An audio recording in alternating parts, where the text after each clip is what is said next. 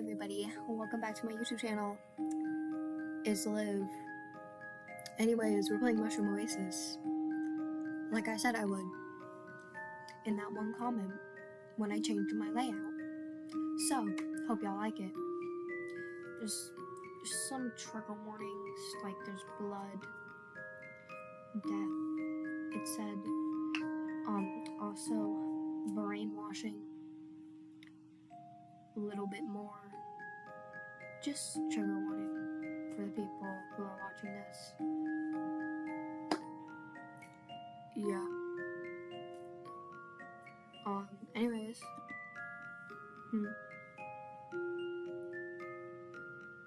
I full screen it? Never mind, window.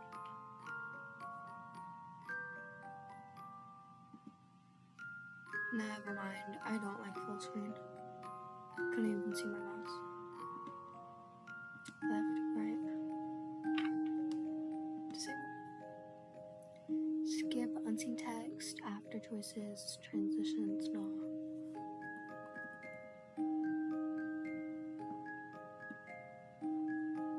That good? Okay. Text speed, new all, no. I have a bunch of loads because I've already played this game. About... Yo! Peak person. No, Peak Studio, I think. Sorry. Okay. My name's Liv. My cat's name, last time I played it was Badosi, but it needs to be more kid-friendly, so we're gonna do Zubo. I think that's how you spell Zubo. I don't know. And my cat is non-binary. Okay. Okay. But we're gonna call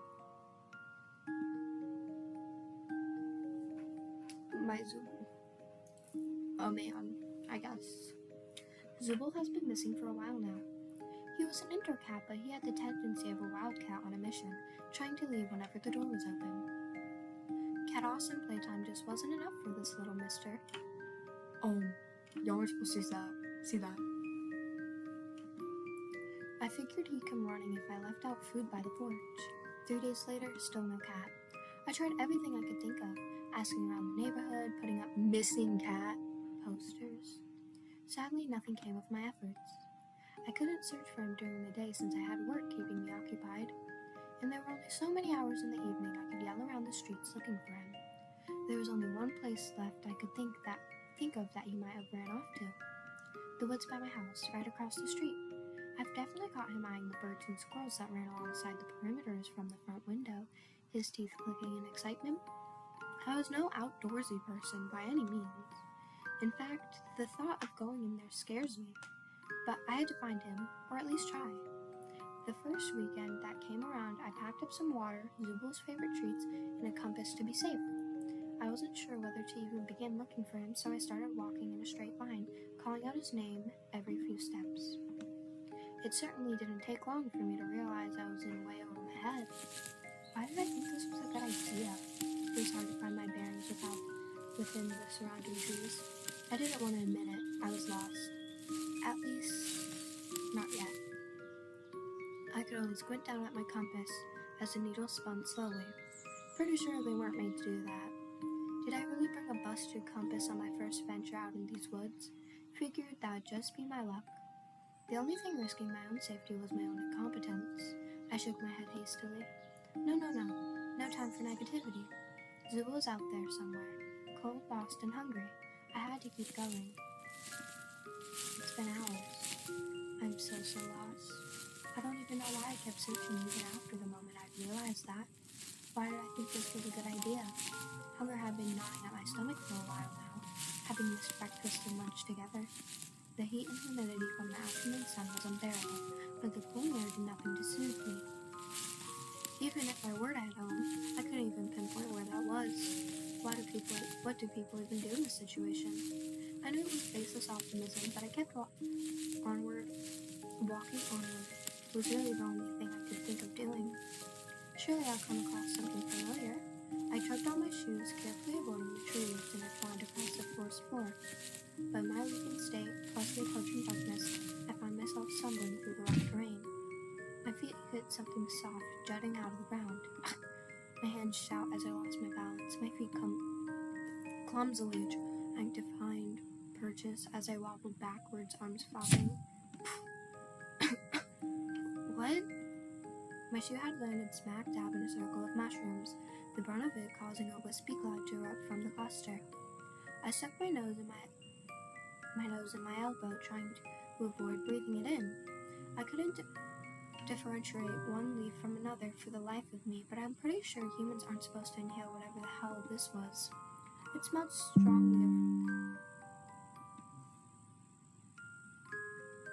strongly of rotten wood and wet dirt, even as it cleared. Something shiny quickly caught my attention. I stooped down to pick it up, grasping under my breath. It was Zubal's collar, covered in whatever the hell those mushrooms released. Looking around desperately for any signs of him. Zubal, Zubal! Psst, psst, psst, psst. I coughed from inhaling some of the remaining dust floating in the air. I should really steer clear from this. Pocketing Zubal's collar, I retreated carefully until I could breathe again. Stepping back, I could smell it. It must have stuck to my hair and clothes. A quick once-over confirmed my suspicions with a slight cringe. A thin yet generous coating of it covered my sleeves and jeans. I leaned against a tree, dusting off my clothes in a naive attempt to get the dust and smell out to no avail. If anything, it felt like I'm breathing more of it in. What used to be musty now turned sweet, and I found myself inhaling even deeper, trying to pinpoint the smell. Cucumbers? It smelled like fresh cucumbers. A tingly feeling crept up my hands and neck, pinpricks spreading across my limbs as a strange heat reached my face. I started to feel drunk and woozy. My senses were numb. It should freak me out, and yet a strange comfort was washed over me. I should lie down. Right now, in fact. My legs gave out underneath me, my body toppling over at an awkward angle. I laid there and stared and stared and stared. It was nice here. A peaceful calm. The perfect place for a nap even. My eyes grew heavy as I swam in and out of consciousness. Yeah, a nap sounded really good right about now. Huh? Lots of critters passed through here lately. Sorry this happened to you, little one. It could have been anyone, but it had to be you. Wait, a human? How'd you end up all the way out here? Still breathing too? Oh jeez, I can't leave you out here. What should I do? I woke up with a jolt. It was warm but comfortable, so I could feel the weight of a blanket on me as I tried to sit up. I couldn't move my body. My fingers twitched uselessly at my sides as my eyes darted around in panic. Glancing about, I could see the interior of the cabin, or at least the ceiling of one. I couldn't see much past the corner of my eyes. Where was I? How did I get here? A desperate feeling rose in my chest. I had to leave, right now. This was wrong. I wasn't meant to be here. I could hear the crackling of fire nearby, likely the source of warmth I had felt waking up. I could also hear footsteps approaching. Stay awake. Hold up, y'all. It kind of matches like... I fluttered my eyelids, straining to look at the person approaching. My eyes widened as I took in their appearance, the preposterous stone from their forehead catching my attention. Not to mention the clean skin. The stranger didn't sense my unease as they heaved a sigh of relief. You're awake. That's good. Very, very good. How are you feeling? I blinked. Oh, sorry, forgot about that. Here. The person held a cup to my lips, a strong, sweet smell coming from the rim. A gentle hand grabbed my chin to open my mouth. I couldn't even move to resist. Don't worry, it'll help you feel better, I promise. Drink up. As the liquid hit my tongue, all I could feel was a vague sensation of heat. As I kept drinking, taste and texture returned. The sweetness of berries and chamomile coated my taste buds. I could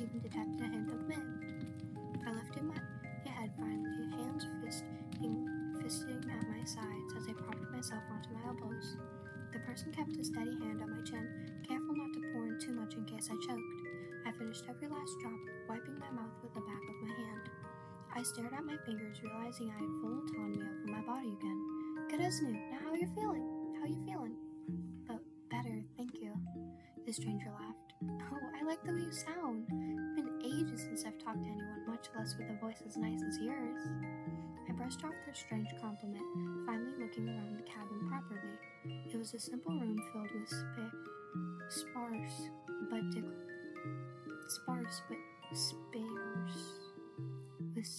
but decorated wood furniture fit for someone living alone. An open archway to the right led what I assumed was a kitchen. Next to it was a door that was closed shut, possibly the bathroom. Taken in, there was a common theme of knitted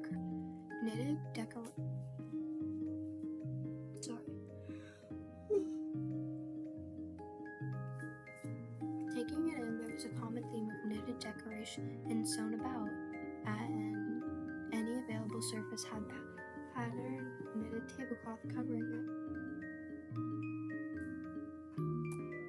Y'all can see my hand, right? School.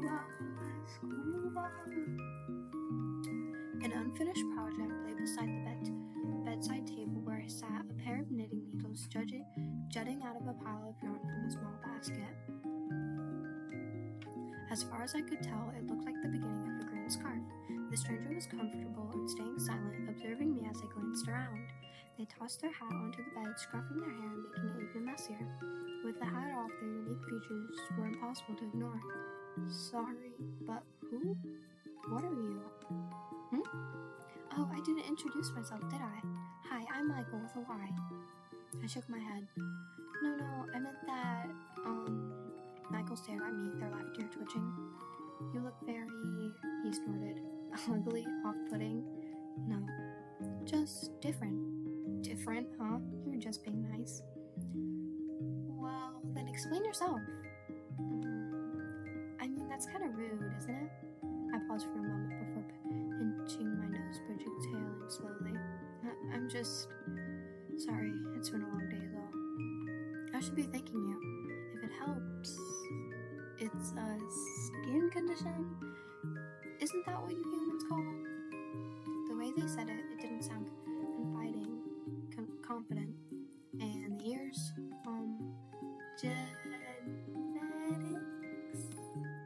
Right. And I assumed I waved vaguely at their horns.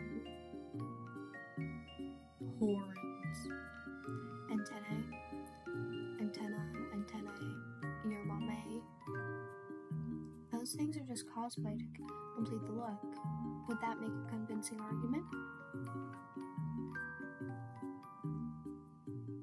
I squinted. Maybe. Then yeah, it's cosplay. Still doesn't explain everything. Michael huffed a nervous laugh. Listen, I'm just a guy living by himself in the woods. You don't need to worry yourself further than that, okay? Something in his tone compelled you not to question his existence anymore. He's just some guy living in the woods. Completely normal.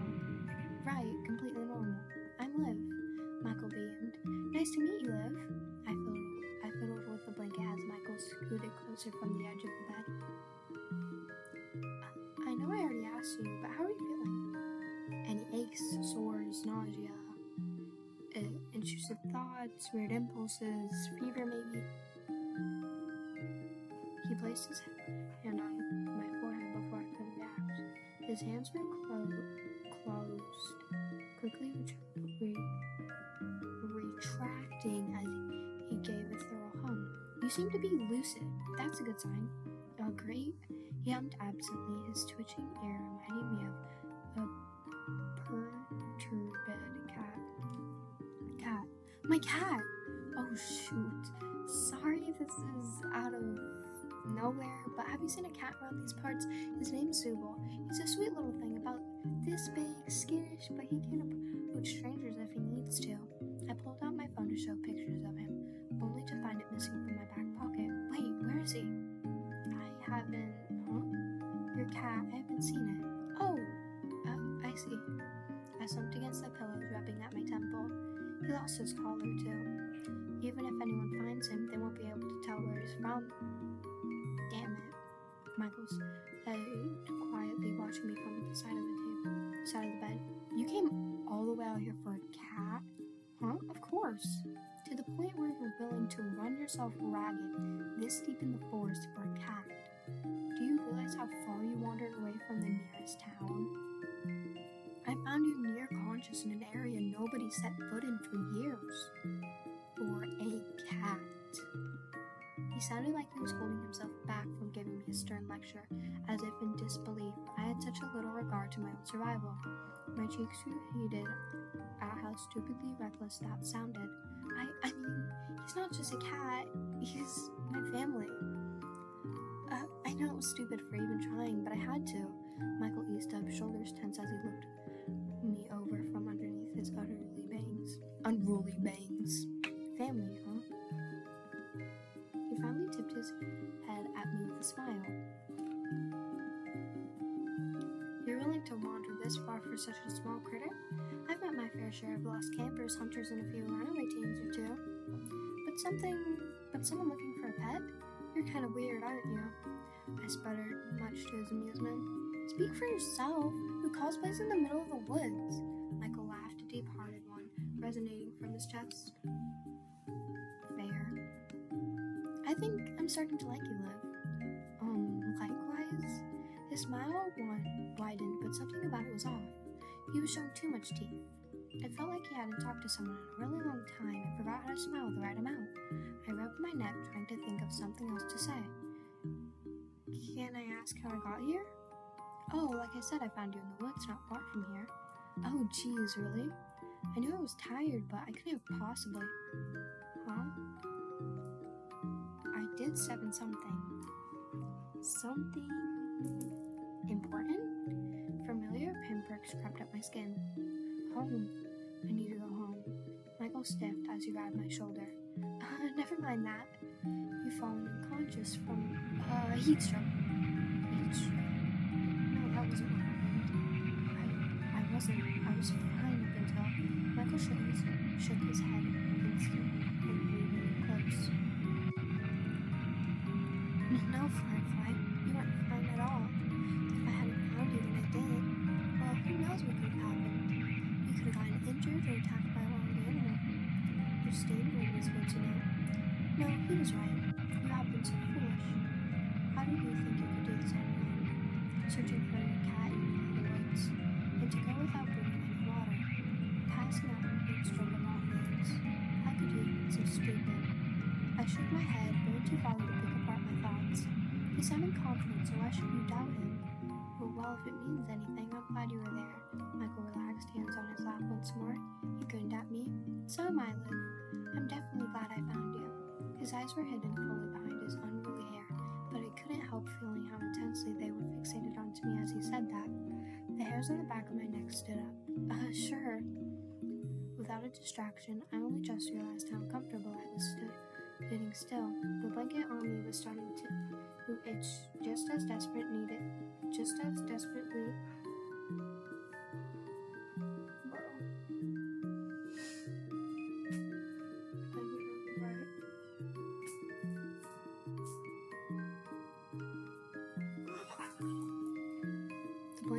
Starting to itch, just as desperate, needing to get home, it began to rise in me again. This was interesting, but I really should get going now. Wait! My host jumped up from the bed before I could. I mean, you can't. I can't just let you wander around the woods this late. Please, stay a little bit longer. But Michael, I need to go home. Come. He grabbed my hand and led me across the room. We stepped into the kitchen, a fragrance smell of cooked potatoes and meat hanging in the air. 2 plates had been set out on a small circular table, complete with utensils and mugs of tea. I wasn't expecting guests today, so this food is nothing fancy. But join me for dinner?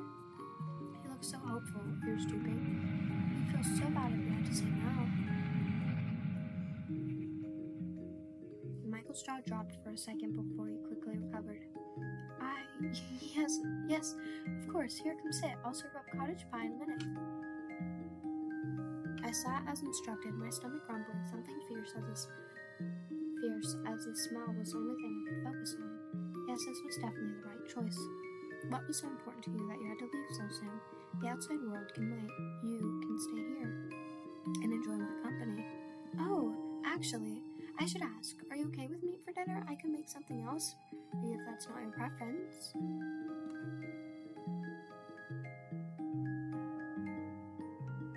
I'm okay.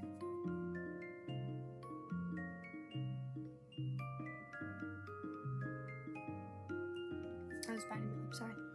Oh, okay, you'll be having the same dinner as me then. Michael pattered about the small kitchen with almost a giddy excitement. He put on a pair of knitted overalls, midst humming as he stooped down and pulled out a steamy tray of pie from the wooden stove. The smell, it filled out the kitchen in an instant as he brought it from the table, my stomach rumbling louder in response. I'm pretty sure Michael could hear it, but he just smiled and served up our portions. He discreetly cut me a bigger piece, which I was grateful for. Y'all, my shirt.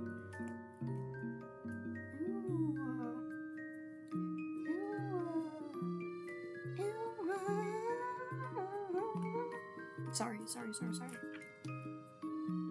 Be right back. Chaptings, I'm back. He discreetly cut me a bigger piece, which I was grateful for. It looked so good. The crust was a nice golden color, streaked with crisp lines and garnish. The meat and veggie filling looked absolutely delectable. The savory sauce leaked onto the plate. My mouth was watering, unsurprising considering the fact I haven't eaten all day. Careful now, it's so hot. It was fair advice, but I didn't want to wait more than 2 blows before biting into my first forkful. It was definitely way too hot to eat straight from the oven. Okay. Michael kept a polite expression, the corner of his mouth filling as I panted with the piece still in my mouth. He gave me a few seconds to recover, held the plate on the table. Is it good? I nodded vigorously, even though my taste buds were burning. I couldn't taste anything. He laughed. It's usually better on the second bite. I slowed down, hand on my mouth as Michael poked his fork into his own slice. I tentatively blew on the pie to make sure it was cool before taking another bite. He was right. The second bite was a lot better. The seasoned potato crust was nice and crisp on top, cheese and creamy in the middle. The savory meat filling was well cooked and bursting with flavor. Every bite felt like home. My host watched me enjoy the meal from across the table. Do you like it? Yeah, this is amazing, Michael. He flushed from the compliment, rubbing at the back of his neck. I'm glad. I like to think of myself as a decent cook, but I've never been able to get anyone else's opinion on that. Do you like baking in particular? Not always. I usually go for simple dishes with any ingredient available. I nodded. Amicably, though didn't say much else. I was more focused on scarfing down dinner, which thankfully Michael didn't seem to mind. The overall atmosphere was nice and homely. I could hear Michael tapping his feet from underneath the table. I guess he was that happy to have someone stay for dinner. It did seem like he lived alone, judging from the surroundings in his cabin. So I'm kind of curious. He perked up instantly, his focus solely on me. What made you want to live all the way out here? Oh, well, when you look at me, it's kind of easier just to live out of sight from everyone else. A pang of guilt shot through my chest. I was giving him a hard time about how he looked too. He must have sensed it clear as day in my face. Not like you're one of them. You've actually been nicer than most. Though, I wonder if his mouth turned strained. Never mind. My point is, it's better here than anywhere else. Why don't you try the tea, Firefly? He seemed uncomfortable now, easing into a different topic. It's probably best to follow along. Oh, sure. I reached out towards the mug, ready to push it off the edge with my clumsy fingers. Wait! I bent over to the side to grab it, fully expecting it to just fall out of reach and land on the floor into broken pieces. It never did. Instead, a long green appendage was twisted around the ceramic mug, securely keeping it in place. Not even a drop had fallen out. My eyes trailed along the length the rest of it partially hidden but beneath his cardigan. Michael, is that yours? Michael buried his face in his hands, the strange appendage from before lowering to his side, mug and toe. I'm sorry, Liv. I think it's time I was honest. He lifted his head, fingers carding his hair back to reveal his eyes. I froze his too. No multiple pairs of irises stared right into me before darting to the side and avoiding my gaze. I know it's a lot to take in, but this is who I really am. Please don't be scared.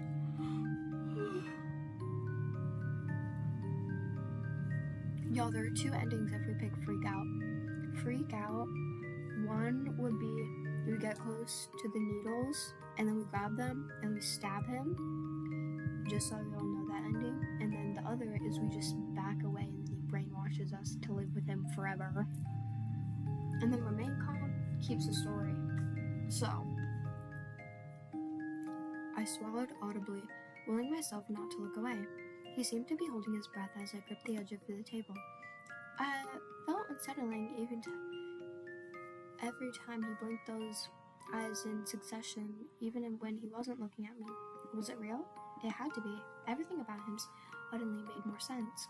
The isolation, the avoidant behavior. He looked freaky, yes, but he also looked sad. I swallowed thickly. I'm scared. I'm not scared. Michael's many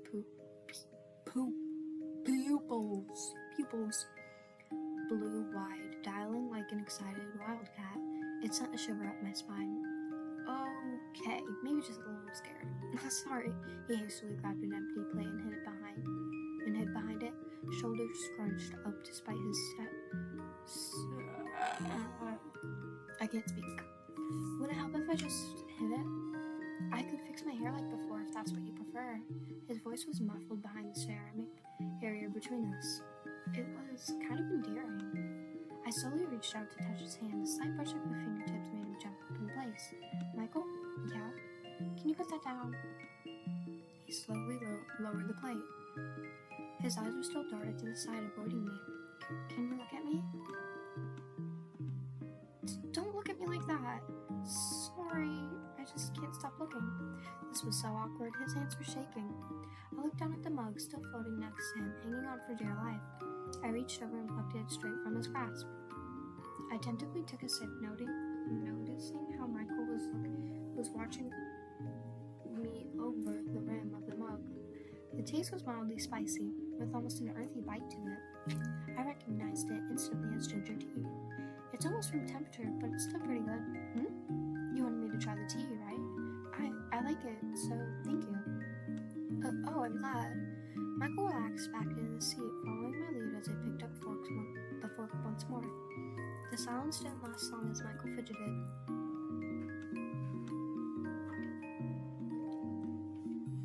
Are you really okay with this? With me? I gave him a once-over, really taking in his features. It's very different than what I'm used to.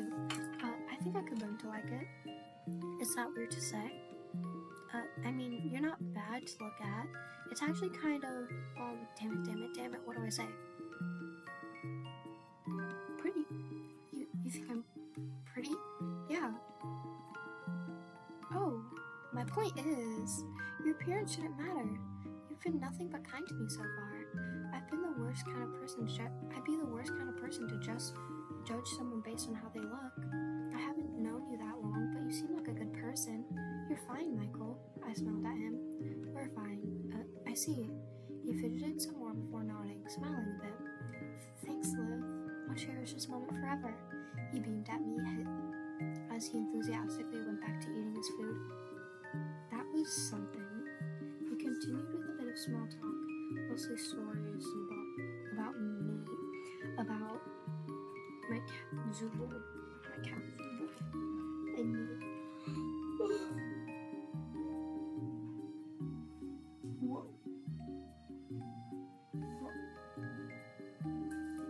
Oh my god, it's been 30 minutes. Michael hanged on to every single word I I said, not bothering to elaborate much about himself despite my burning curiosity.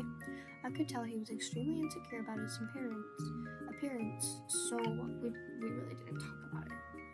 We cleared up the kitchen in relatively silence, Michael sporting away the rest of his pie as I washed the dishes by the sink. Being out here in this remote cabin, I wondered how he had running water. Maybe I'll ask him later. So, thanks for dinner. Thanks for the company. Oh, and please take the bed tonight. But, you're my guest and I'm the host. Take the bed, okay? Alright, I'll be out of here first thing in the morning. Michael got quiet, staring at the floorboards. With his hair out of the way, I could finally read his expressions. He did seem upset. Is that okay? I don't need your help though. I'm pretty sure I'm just gonna get lost again on my own. His self reminded. Yeah, I'll bring you home tomorrow morning. I heaved a sigh of relief. Thanks, Michael. I'll see you in the morning. Yeah. Good night, Liv. Good night, Michael. He seemed really happy to be able to say that. I plopped myself down onto Michael's bed, getting comfy beneath the blanket. Michael was gathering some blankets to make his own makeshift bed on the floor in front of the fire. He had an impressive collection of knitted items, a comfortable nest forming in the center of the room. My eyes trailed off after his tail held open as it flicked and swayed, kind of like a cat. I miss Subo. Now with a full stomach dozing off completely, I didn't even realize how tired I was. I listened to the gentle crackling of the fire, my vision darkening. Good night, Liv. A soft humming invaded my dreams, stirring me awake.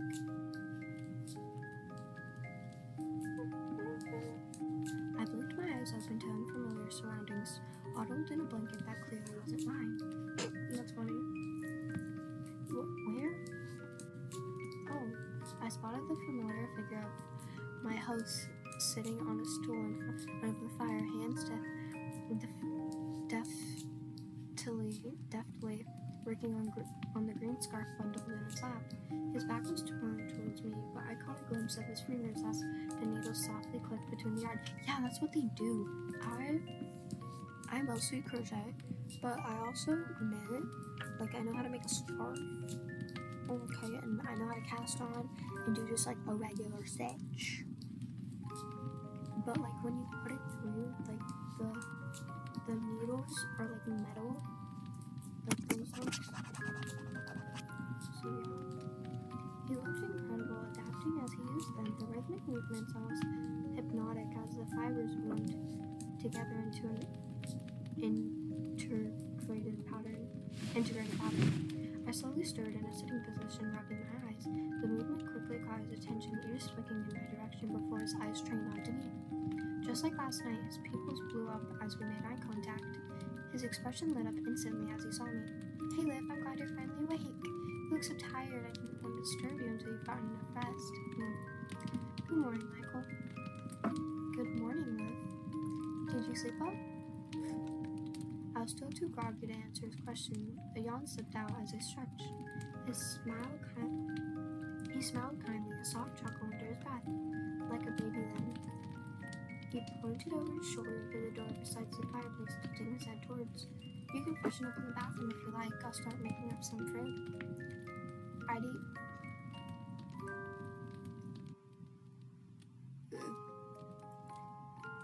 I'd have eaten breakfast by now, but I wanted you to join me while food's still hot. How do eggs and toast sound? Sounds delicious, bro. Great. I'll see you in the kitchen then. He tucked away his knitting materials and set it aside. Oh, also I have a surprise for you after breakfast. It's not the most exciting experience, but just show me when you're ready. He tucked into the kitchen without another glance. I could hear his boots thud about the floorboards, cabinets, opening and closings, succession in the kitchen. I suppose that's my cue. I rolled out of bed, leaving the warmth of Michael's blankets and trotted over the door. Michael pointed. Stepping inside, I didn't know what I was expecting when he said he had a bathroom, but it was surprisingly spacious. Everything looked like it was carved and polished out of wood. He seemed to have everything you'd find in a modern bathroom: a sink with a cabinet, a shower, a tub, and even a toilet. Curious, I crept over blah blah blah blah blah because I accidentally skipped that. Not read the industry. There wasn't a tank like you expected where the water would be stored. Instead, there was our apartment on the side full of sawdust and a scoop. I expected it to have at least a bit of a smell, but it was surprisingly odorless. There was even a roll of toilet paper on the side. It was no flushing system, but it was hygienic. Michael must have done his research. Walking over the sink, I stared at the faucet before hastily twisting it. I dug when I heard the rush of water pouring in, swirling in the basin before disappearing to who knows where. Wow. Why am I impressed by a damn functioning bathroom sink? I helped with the dishes last night. I already knew Michael had plumbing. Shaking my head, I finished freshening up and headed to the kitchen. Michael looked up as I entered, the steaming kettle in his hands, with 2 empty mugs on the counter. It must have been the lighting, but he was taller than I remembered. Glancing to the table, I could see he had already finished plating up our food. Oh wow, you worked fast. Michael looked proud of himself. Can't have my guests staying on an empty stomach. Go on, have a seat. I'll join you in a moment.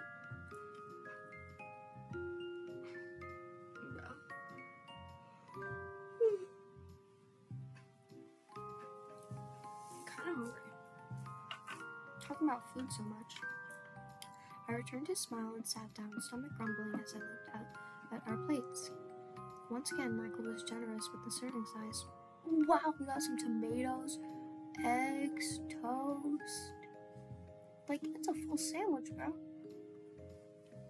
Fat slices of bread were toasted perfectly with crisp buttered sides, ripe and tomato slices, and crisp salad peeking underneath the fluffy eggs. It looked amazing and delighting. The smell of savory herbs wafting in my mouth watered. Michael sat down a steamed mug beside me before settling into his own seat.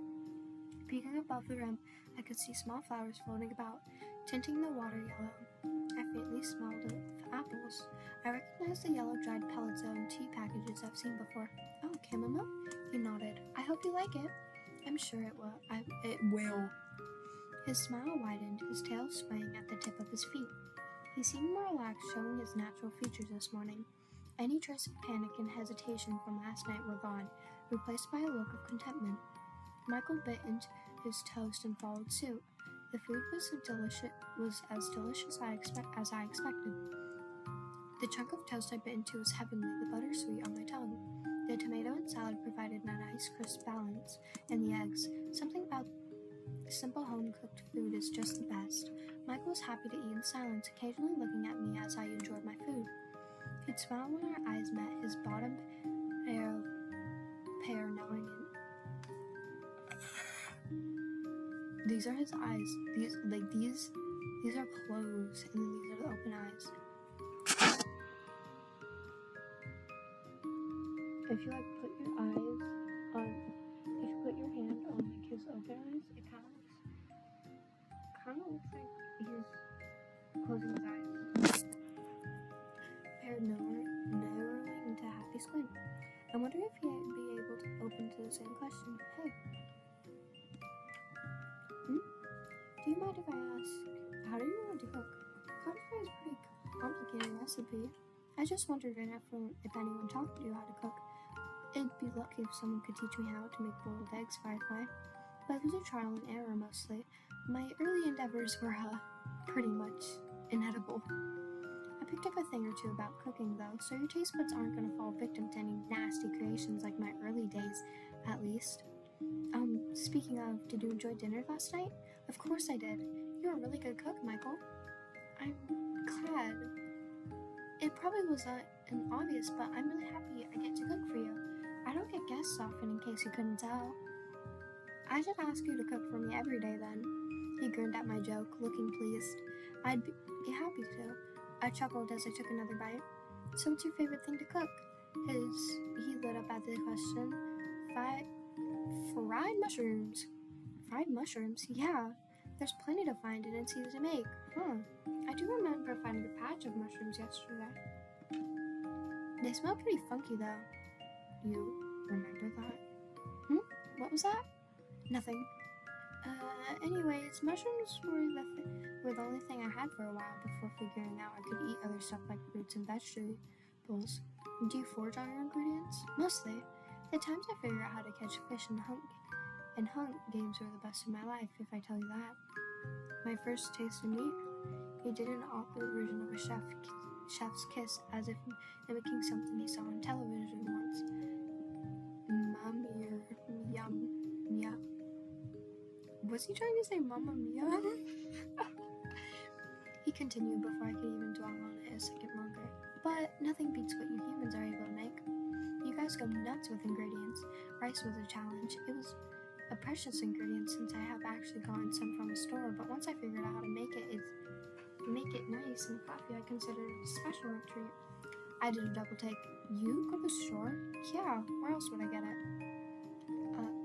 I thought you would go it yourself or something. He laughed as I flushed in embarrassment. It's flattering to think I'm capable of something that impressive, but no, there's only so much the force can provide. But what about money? We're talking about human currency, right? Otherwise, how would you even... Do you actually have a job? A thought occurred to me. Or did you steal it? He almost looked offended. Do you take me for a criminal? No. But that would mean then how... Michael bit into his toast, his two eyes blinking in mischief. I have my ways, Firefly. What was that supposed to mean? But it's like... I can't believe how cozy you managed to make it considering the whole middle of nowhere, Queenie. It wasn't like this when I found it, no. It was a major, fixer-upper. So the cabin was abandoned. I would have never guessed. Yeah, I'm really happy I get to live somewhere permanent for once. It's not much, but it's home. What's it like? Peaceful, quiet. I do like it a lot. The forest provides me with everything I needed. And nobody bothers me for the way I look out here. His ears twitched slightly. Sometimes you just happen to end up where it's most convenient for you and everyone else. The way he avoided my eyes as he said something that gave me the impression there's something more to it. Like his home wasn't just out of convenience, but a fear of something else. Rejection, perhaps? Or something worse. Anyways, I don't really have anything else to say about it, unless there's something specific you want to ask. He doesn't think about his answer much before beaming at me. What about you? I know you've told me a bit about yourself, but what's it like being you? I scoffed, waving a hand. Please, I'm the least interesting person in this room, trust me. His eyes were shining in earnest as he leaned forward. Tell me anyway. Well, I told him about my life, at least the parts I'm comfortable with sharing. Just like last night, his eyes didn't leave my face, occasionally darting around my features in interest. The direct ogling was making me nervous, but I suppose it was the exact same thing it was when he turned to talk. Eventually, I came to the topic of my job, and the woes of living in modern capitalism. I'm a bit jealous. You have a whole cottagecore aesthetic, practically perfect. His face morphed in confusion and pout. Cottagecore? I explained it to him in my words. Oh, you're saying you want to live the way I do, out in the woods? I nodded without hesitation. I wouldn't mind showing you the ropes. His tone seemed strangely lifted. What do you mean? Never mind. Anyways, I don't get what the appeal is. It's not easier than not. It's not easier either, you know? The force provides, but it's up to me to make use of it. Starting out was a dark look crossed over his face, then as if revealing a bitter moment. Rough. But I'm built for survival. It felt like asking him to elaborate would make things awkward. I decided to veer the topic into a different direction. Doesn't it get lonely? Sometimes. But I'm used to it. He smiled, his eyes lighting up. Besides, I have you at the moment, don't I? I never thought I enjoyed having someone around. You must be really special. How do you have plumbing in your house? I know it's a silly question, but I can't stop thinking about it. Huh? You were wondering that, weren't you? The embarrassed look on my face was probably enough for the answer. Well, it's nothing fantasizing. It's just rainwater I've got stored above the cabin. Just rainwater? He nodded. I detected a hint of pride as he continued. It's actually a recent installment, believe it or not. Granted, the project took a while, gathering materials, figuring out the tools, finding the right instruction manuals, plus I had to figure out where to store the water tank. And don't worry, I installed a filtration system so it's safe for us to use. I checked in every few weeks to make sure nothing is contaminated. That sounds daunting, especially considering he lived all the way out here in the woods. You did all that on your own? I kinda had to. Anyways, it took me a whole lot of calibrating and adjusting, but it really worked out. And now I think about it, I'm glad you've got to be comfortable here doing your stay too. Does that answer your question? Yeah. I'm starting to know a lot more about Michael. He didn't directly say it, but it felt like he was lonelier than he was letting on. Not to mention how he managed to make a home for himself all on his own. I had wondered if he had anyone at all. Do you have a family around? Family? His expression turned solemn for a moment before he looked sheepish. Remind me how that works again? I get the concept based on some books I read. I don't know what you call parents if that's what you're asking. My mouth dropped in shock. No parents? He shrugged and took another bite of toast. Not that I recall. Then how do you... What was that like? Living with so many people, like, in such close proximity? That's how it works, right? You and other humans living in one house. And you have this, DNA thing that makes you relate to the rest. That's what makes a family, right? Was he talking about DNA? He definitely threw me off. His definition threw me off, but I had to answer somehow. No, not just that. Family is people you're related to. Yes, people who you love and care about. People that love and care about you, who you love and care about too. In my opinion, this is what I think is my family. Like, if you don't love and care about me, why would I call you family? Fuck you. He seemed intrigued. Is that so? That does sound nice. Is there anyone that you love and care about? Yeah, I love my friends. Your friends can be considered family too? Yeah, I don't see why we have to be related to be family. I even consider my cat family. Oh, and this is the same for all families? I bit my lip pondering the question. It would be naive to think that. A lot of families do love and take care of one another, but not everything's perfect. Sometimes that love can be misplaced, or taken advantage of, or even abused. Michael looked thoughtful. So it starts with love? I read some stories about that. Love, I mean. There are certain feelings. It just doesn't make sense to me. At least from a reader's perspective. I guess you have to experience for yourself then to understand. He stared at me unblinking for a moment. Yeah, you might be right. I never considered that. Then again, who would bother loving a monster like me, huh? What? You're not a monster. I look like one, don't I? That's besides the point. You're not denying it, though. I'm just saying it's okay. You don't have to lie to me. So, family. Right. To be fair, everyone's definition of family could be different. What about you? What's your definition of family? Michael looked surprised as I asked him that question. I don't know. I've never had one, and I think your answer just confused me more. Well, if you ever figure it out, let me know.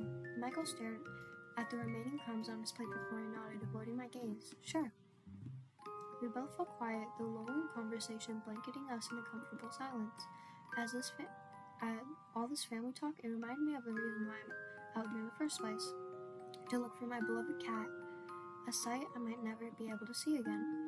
I couldn't help the sinking feeling in my chest, the growing pit in my stomach. I wish I was able to find Zubul. You would love him. Michael opened his mouth to say something, but changed his mind. My voice warbled. Sorry. I just miss him so much. I keep thinking if we went looking for him sooner, maybe we'd been able to find him by now. He was quick to speak. You did your best, Firefly. No one else could have gone to the length that you did. You almost risked getting yourself... I'm sure whatever he is, he's doing okay. You really think so? I know so.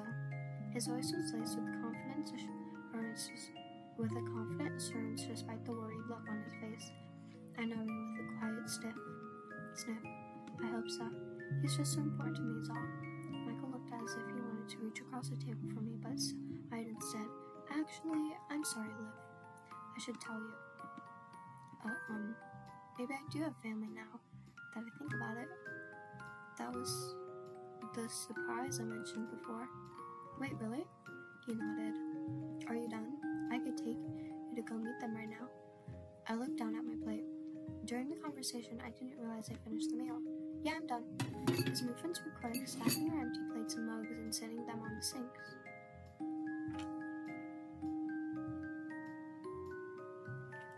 He gasped my hands before I could say anything a word, pulling me up and heading outside with me in tow. As the door swung open, I could only see the forest ahead before he hugged me as he rounded the side of the cabin. Almost immediately, my pupils were salted with grin on both sides. I figured he was the type to grow his own vegetables, but to see it in person, in confirmation was a whole different thing. With Michael leading the way, I had only a moment to take in surrounding green. He had marked the different plots with messy drawings on a small wooden sign jutting out of the dirt. Carrots, lettuce, potatoes, trailers of tomatoes and beans. Tomatoes! Lettuce, maybe? Carrots. I wouldn't have been able to differentiate one plant to another without the signs. Even the chamomile from our tea just now grew abundance close by the small bud, swaying gently.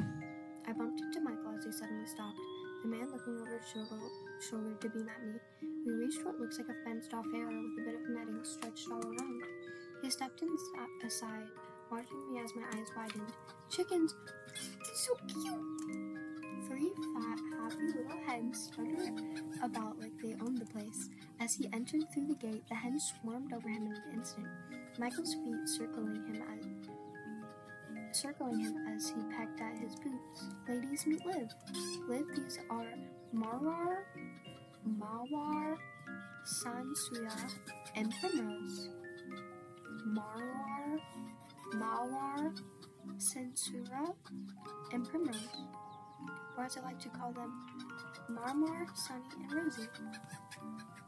He ducked to pick up one, fluffing up her feathers as he smiled. He gently scratched the hen's little head, which I assumed was Rosie. She practically melted at his pampering, eyes slightly shutting. The other 2 flapped their wings in a huff as they went about their business once more. Michael leaned closer, beckoning me to pat Rosie. She was so soft. Rosie's the oldest. She doesn't lay eggs anymore, but I couldn't bring myself to, so I brought her some friends. Mamar comes first. Sonny's a more recent addition. What do you think? Do we make a good family? I laughed and nodded, watching as Rosie nuzzled into Michael's chest. I didn't expect chickens of all things. Were you expecting something else? I was expecting it to be someone else. Oh, no. When you look at me, people generally don't stick around. There's a negative self-talk again. You don't even look that bad. His eyes flicked to mine. A look of pleasant surprise crossed his face. You really think so? Yeah. You can't be that naive, Firefly. I mean it. He let out a polite scoff as he scratched Rosie's head absently. You genuinely believe people would run away at the sight of me? Well, I didn't. His smile turned smug, the corner of his lips lifting a bit. Of course you didn't. Because you couldn't. Shoot. He wasn't wrong. I was pretty much paralyzed in his bed when we first met. But I still don't think you look that bad. Is that so? Describe me then. What? You heard me. Look at me and describe what you see. For a second I thought he was being condescending, but looking at his eyes, he was a bit of playfulness. He looked at me expectantly, eyes shining. You're tall? Go on. You have blonde hair, he gave an amusement squint, his left ear twitching. What else? You have green skin and a tail, he chuckled, though there was no malice in it. But that's not all, is it? He definitely expected me to say it straight. Oh, fine. So you don't look human. What? So what? He hummed absently. As I was saying, animals generally don't care if you look like a monster. My heart twisted at his words. He passively nonchalant. Somehow maybe even worse. Michael, you're not a monster. A tug at my shoelace caught my attention. A light brown hen stood at my feet, her beaded eyes shining. Sunny! Sunny flapped her wings almost expectantly. Aw, I think she likes you. Go ahead, pick her up gently like how it did with Rose. I hesitantly but slowly lowered myself to Cup's honey by her wings. Lifting her up, she was quick to nestle herself until she was comfortable tucking under my arms. I could feel her wings wiggle as she nuzzled in my side. So cute. Michael's gaze softened as I cooed at the chicken, mimicking her small clucks. So, did it help? Cheer you up, I mean. Oh, so this what that was? A fuzzy feeling moved in my chest as he looked at me, chickens in his arm and concern on his face. A little bit, yeah. Only a little? I snickered, rolling my eyes. Okay, mister, a lot. That's more like it. His proud grin was infectious. I couldn't help smiling back. We spent a bit more time with the hens, petting them until they were satisfied. Michael even showed me the spot where they like to have their dust baths, little chicken-shaped holes scattered about the dry soil underneath the coop. Once the girls had enough of us, we refilled their water container before leaving. He left them some treats. The girls excitedly chattered over the food, fading as we made our way back inside his cabin. I sat by his bed as he crouched down by the fireplace. From the windows, I could see the sun outside was getting higher. It might be close to afternoon now. Hey, Michael? He looked from me where he was stroking the fire. I rubbed my arms, unsure whether to place my gaze. I think it's a good time for me to go now. I didn't. My expression fell, but I caught myself quickly. He did his best to cheer me up. I'll be inconsiderate towards him if I leave in a bad mood. I might be able to accept that I'll never see Zooble again. I think it's better if I focus on moving on. He was quiet for a moment, hands in his pockets. If you say so, but you don't have to leave just yet. We've still got plenty of day left. And there's some places I want to show you. Won't you come with me? I had to decide.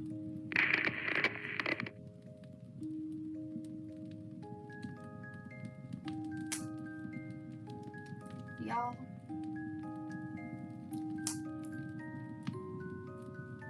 This is my favorite part right now.